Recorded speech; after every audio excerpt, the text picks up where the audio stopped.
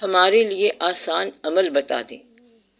اپنے بزرگوں کو آپ تسلیم کرتے ہوئے، سلام کرتے ہوئے آگے چلیں۔ اللہ کو زیادہ جاننے کی ضرورت کوئی نہیں ہے، کیونکہ وہ اللہ ہے اور اسے آپ جان نہیں سکتے۔ آپ اللہ کے حبیب پاک صلی اللہ علیہ وآلہ وسلم کو مانیں۔ بہت زیادہ بحث کرنے کی ضرورت کوئی نہیں ہے، بس ادب کے ساتھ مانیں۔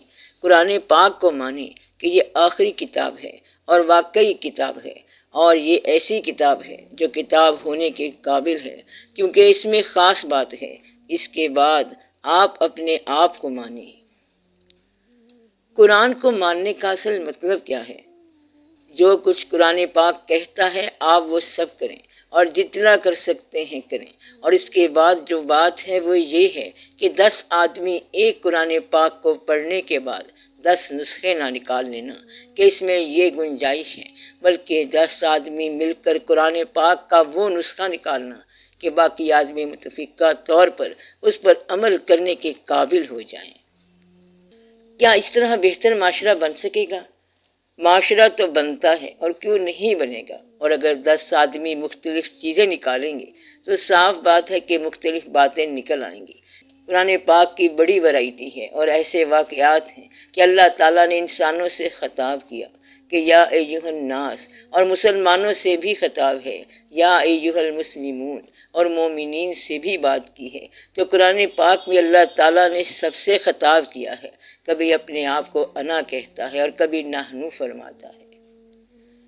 کچھ آیات سے یونٹی نکلتی ہے جو کہ وقت کا تقاضا ہے، اور کیا ایسا معاشرہ بننا چاہیے؟ معاشرہ بننا چاہیے، اور کیوں نہیں بننا چاہیے؟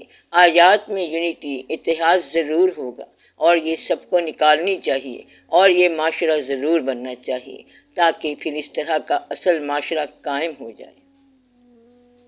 مگر مختلف علماء اپنے طریقے سے قرآن کو سمجھاتے ہیں اور بیان کرتے ہیں۔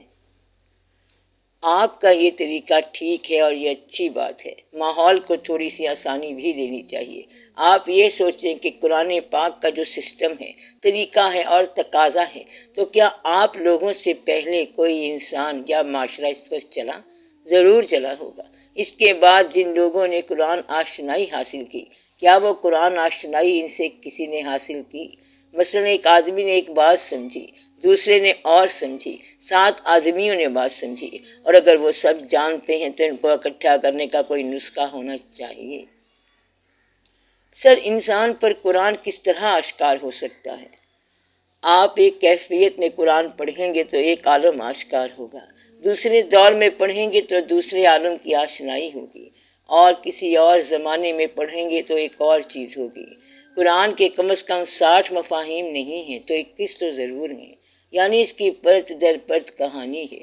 اس لیے دیکھنے والے اور جاننے والے اسے دوسرے انداز میں پڑھتے جا رہے ہیں۔ صرف قرآن پڑھنا اور مقام کی بات ہے۔ جو شعور بڑھتا جائے گا، معنی بڑھتے جائیں گے، پھر ایک مقام آتا ہے کہ قرآن کتاب سے اور ظاہر سے نکل کر کائنات میں آ جاتا ہے۔ مقصد یہ ہے کہ پھر یہ سارے واقعات الگ الگ ہو جاتے ہیں، اور یہ اچھی بات ہے کہ غور و فکر سے انسان آگے نکل جاتا ہے۔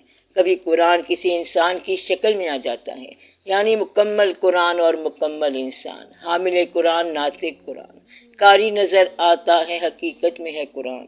اور پھر یہ کتاب کی جس میں کوئی شک نہیں، ایک کائنات جانتی ہے۔ اس لیے قرآن کو صرف پڑھنے کی بات نہیں ہو رہی، اور قرآن فہمی کی بات نہیں ہو رہی، بلکہ اگر اللہ آشنائی کرائے تو آشنائی ہو سکتی ہے، ورنہ بہت مشکل ہے۔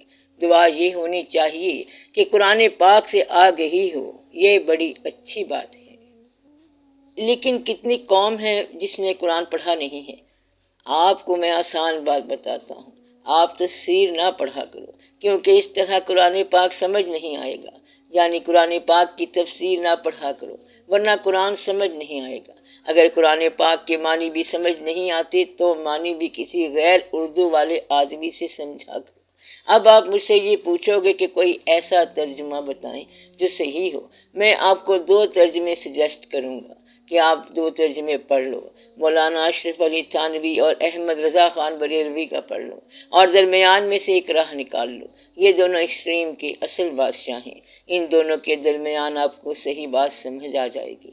دونوں میں سے اگر آپ صرف ایک افورڈ کر سکتے ہو تو احمد رضا خان بریلوی کا پڑھ لو، اگر نہیں تو کسی انگریز کا پڑھ لو، اگر یہ بھی نہیں تو اب خالی قرآن شریف پڑھ لو، یعنی ترجمے کے بغیر پڑھ لو، اور اگر قرآن شریف نہیں پڑھے ہوئے ہو تو آپ خالی قرآن شریف دیکھتے جاؤ۔ گھبرانے کی کوئی بات نہیں ہے، اللہ موجود ہے، خالق موجود ہے، آپ بھی موجود ہو، کتاب بھی موجود ہے، تو وہ آپ کو کتاب خود ہی پڑھا دے گا، اور کیوں نہیں پڑھائے گا۔ میں نے ایسے آدمی دیکھے کہ وہ قرآن پڑھنے لگے لیکن نہیں پڑھ سکے، سمجھ نہیں آتی تھی تو قرآن پہ سر رکھ کر رونے لگتے، اور پھر صبح تک ان کو قرآن فہمی ہو گئی۔ آپ یہ کہیں یا اللہ ہمیں یہ سمجھ نہیں آتی کہ یہ کیا ہے، تیری کتاب ہے اور تو موجود ہے اور میرا دل بےتاب ہے، اور پھر بھی سمجھ نہیں آتی تو صبح تک کتاب کا شعور پیدا ہو جائے گا۔ تو ایسے لوگ بھی ہیں، آپ لوگ گھبرایا نہ کریں، اللہ موجود ہے، کتاب موجود ہے، اور یہ آپ لوگوں کو سمجھ آ جائے گی، بس اپنی اصلاح کرنے کا پروگرام ہونا چاہیے۔